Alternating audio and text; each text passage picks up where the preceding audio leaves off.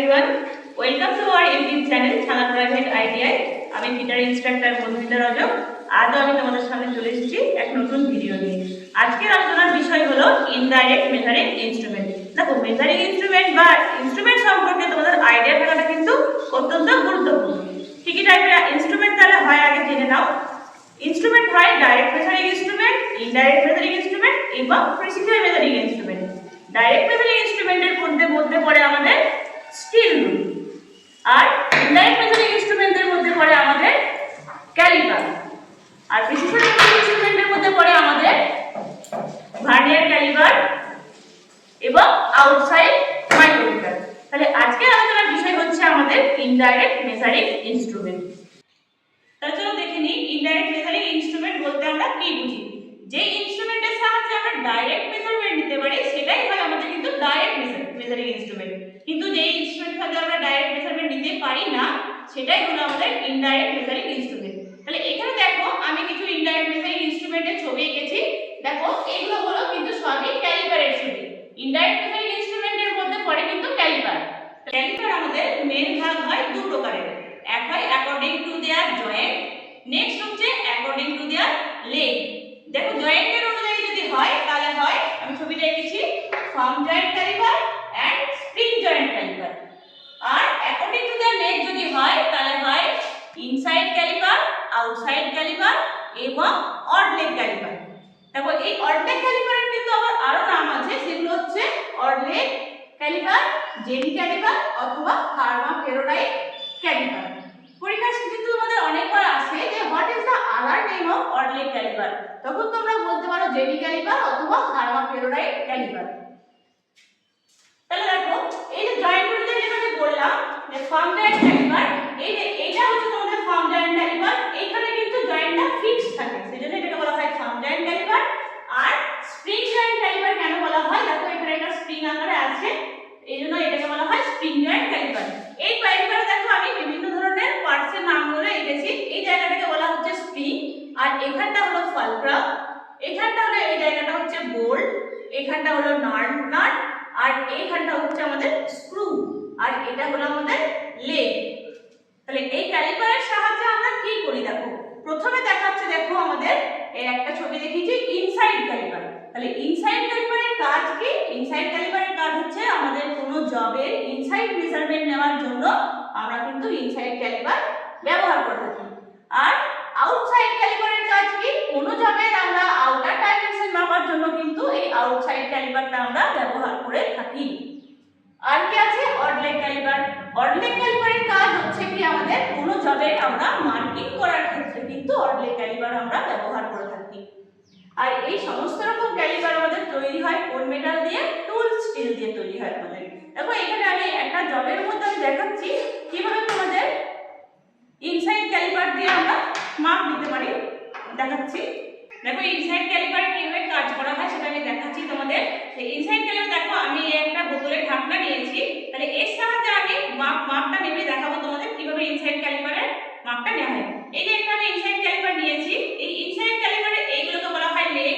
এই লেগটাকে আমি কি করব, এই বোতলের ঢাকার ভিতরে আমি ঢুকিয়ে এই স্প্রিংটা দিয়ে আমি এই মাপটাকে অ্যাডজাস্ট করব। করার পর দেখো এইখানে আমি বের করে নিলাম, বের করার পর দেখো এইখানে এর গায়ে কিন্তু কোনো রকম মেজারমেন্ট করা নেই। তাহলে আমি এই যে বোতলের ঢাকাটা যে মাপটা ভিতরে নিলাম, এর মাপটা আমি লেগের সাহায্যে নিলাম, এই লেগটা তাহলে আমি এক্সাক্ট এর মাপটা কত হলো তাহলে আমি বুঝবো কিভাবে? এইটা বোঝার জন্য কিন্তু আমাদের স্টিল রুলের ব্যবহার করতে হয়। এই স্টিল রুলের সাহায্যে আমরা এইভাবে মাপটা নিই, এখান থেকে নিয়ে আমরা এইভাবে মাপটা নিয়ে আমরা বলতে পারি যে এই আমার বোতলের ঢাকাটা যে মাপটা নিলাম সেটা আমার কত এমএম হয়েছে। তাহলে ইনসাইড ক্যালিপারের সাহায্যে আমরা এইভাবে কিন্তু কোনো জবের ইনসাইড মাপ আমরা নিতে পারি। এবার দেখো আউটসাইড ক্যালিপার, এটা হলো আমাদের আউটসাইড ক্যালিপার। এই আউটসাইড ক্যালিপারের সাহায্যে আমরা কি করতে পারি? আউটসাইড ক্যালিপারের সাহায্যে আমরা কোনো জবের আউটার ডাইমেনশন মাপতে পারি। দেখো এই আমি একটা জব নিয়েছি, এই জবটার সাহায্যে আমি কিভাবে মাপবো? এই জবটার সাহায্যে আমি এটাকে মাপটাকে অ্যাডজাস্ট করলাম এবং দেখো আমি এই দুটো লেগকে আমি এই জবে অ্যাটাচ করলাম। এইভাবে আমি কিন্তু এর মাপটা নেব এবং নেওয়ার পর এতে কিন্তু দেখো কোনো রকম মেজারমেন্ট করা নেই, আবার এর মাপ নেওয়ার জন্য স্টিল রুলটা আমার প্রয়োজন পড়বে। আমি স্টিল রুলটাকে এইভাবে নেব এবং স্টিল রুলের একদম কতটা মাপ হয়েছে আমি এটাকে কিন্তু এইভাবে দেখে নেব। দেখলেই আমি কিন্তু এর মাপটা পেয়ে যাবো যে আমার এই জবের মাপটা আমার কত আছে এক্স্যাক্ট। এবার দেখো নেক্সট যেটা আলোচনার বিষয় সেটা হচ্ছে আমাদের অড লেগ ক্যালিপার। এটা হলো তোমাদের অড লেগ ক্যালিপার। এই অড লেগ ক্যালিপার কেন বলা হয়? এর যে দুটো লেগ, এই দুটো লেগ কিন্তু একই টাইপের দেখতে নয়, দুটো কিন্তু আলাদা আলাদা রকম দেখতে, সেই জন্যই এটাকে বলা হয় অড লেগ ক্যালিপার। একটা লেগ হলো এর স্ট্রেট এবং আরেকটা লেগ হচ্ছে বেন্ড। কেন এরকম করা হয় জানো? এটা করা হয় আমাদের জবের মেজারমেন্ট বা আমরা যখন জবের উপর মার্কিং করি তখন আমার এই অড লেগ ক্যালিপারটা ব্যবহার করা হয়। এই জন্য একে অড লেগ এবং অড ভাবে বানানো হয়েছে। আগেই বলেছি যে এর আরো নাম আছে, সেগুলো হলো কি, এক হলো জেনি ক্যালিপার আর এক হলো হারমান ফেরোডাইট ক্যালিপার। তাহলে এর সাহায্যে আমরা কিভাবে জবটাকে আমরা মার্কিং করতে পারি দেখি।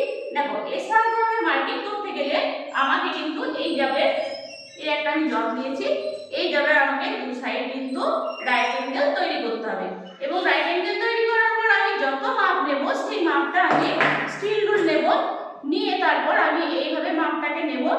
নেওয়ার পর তারপর এই একটা যে আমার বেন্ড লেগটা আছে সেই বেন্ড লেগটাকে আমি জবে এই যে আমি এইভাবে অ্যাটাচ করে আমি কিন্তু এর স্ক্রাইবার পয়েন্ট আছে সেই স্ক্রাইবার পয়েন্টটা দিয়ে আমি এইভাবে জবটাকে মার্কিং করব।